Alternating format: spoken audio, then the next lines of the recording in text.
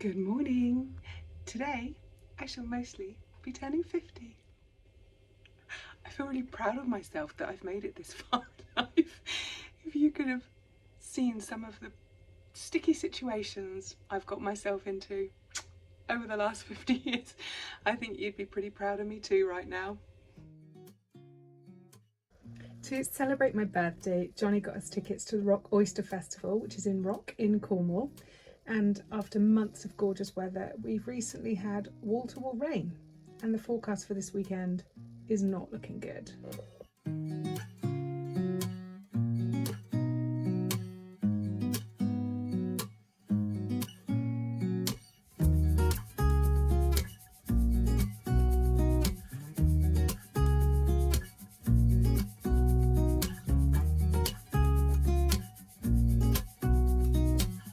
So this is the camper van entrance to the site, and we've all just been sat here in traffic because the car way down the line got stuck in the gateway and it was waiting to be towed. And oh dear. I just stepped out of the van while we were parked up because we got some pastries. And look at this, oh my gosh. Look at that, it's just brown, sticky, sloppy mud. We are going to get filthy this weekend. Okay, hopefully we're about to make it through. We've been sat there in traffic for quite a while. Oh my goodness. Oh shit. Oh shit. He's stuck. Oh no.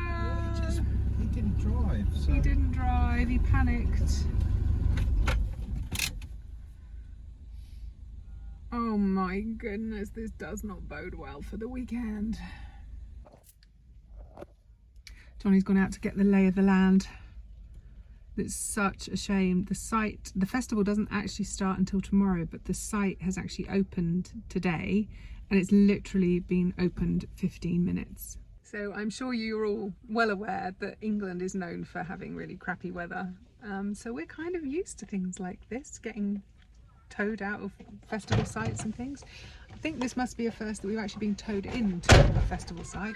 Yay! Right, Jonny, we're not getting stuck, are we, buddy? We probably will.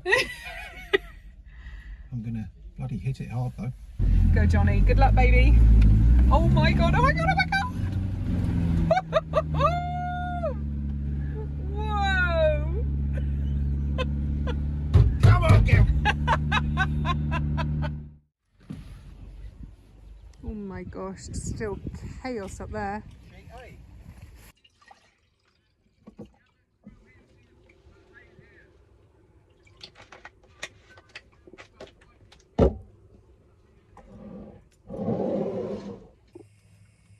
All right, we're both ravenous. So in here, I've got 2 burritos. Jonny's got a breakfast burrito like I made in a video ages ago. I'll pop a link down below.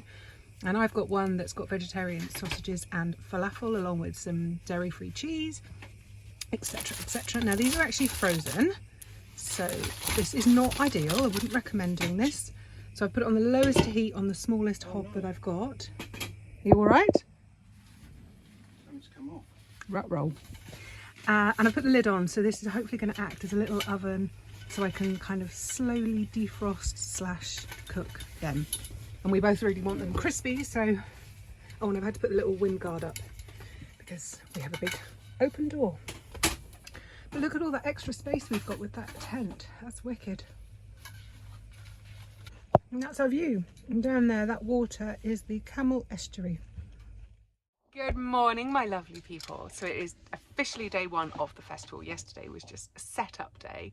I've just put mascara on and it's still kind of drizzly, so this could go downhill quite quickly.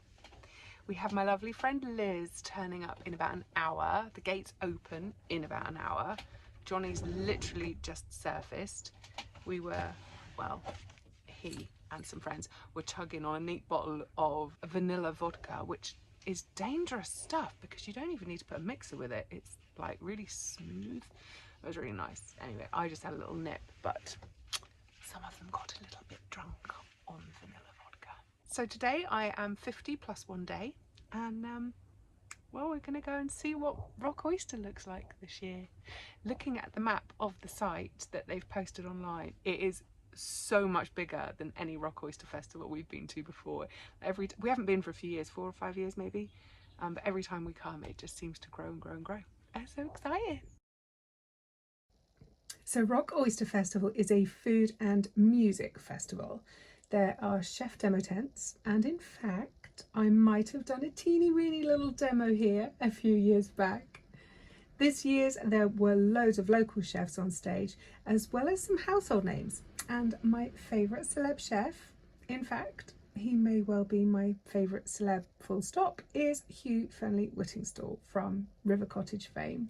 And in fact he was a huge inspiration behind me setting up hedgecombers.com, my recipe website, way back in 2008. A few days before the festival, Jonny told me that he'd contacted Rock Oyster to see if they could line up an interview between me and Hugh, so I could have a little sit-down chat with him. Unfortunately, Rock Oyster had never got back to him, although in a way I'm kind of glad, because I think I might have got too tongue-tied to actually sit down and interview him. Like, I am that much of a fan. I think he's brilliant.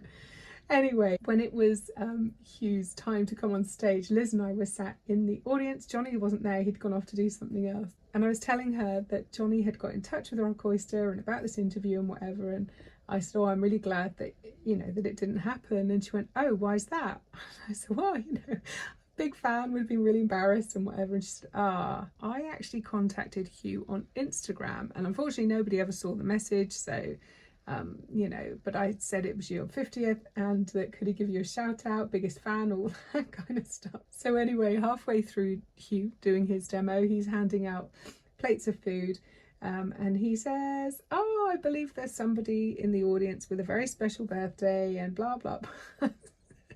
So he ends up cooking me this plate of food, and then I have to go up and collect it, and it was really funny actually.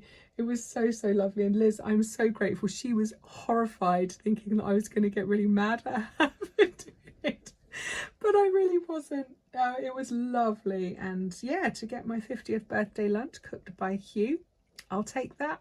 That was a win.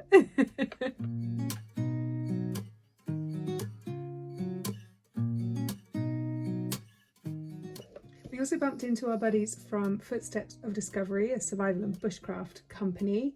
If you've ever seen my axe throwing video, my Dutch oven roast chicken video, or if you've seen the Amazon Prime TV show we have called The Hedgecombers, then you may well remember these guys. Leon showed Liz and I how to braid paracord bracelets, and Mark had Liz and Jonny having an axe off.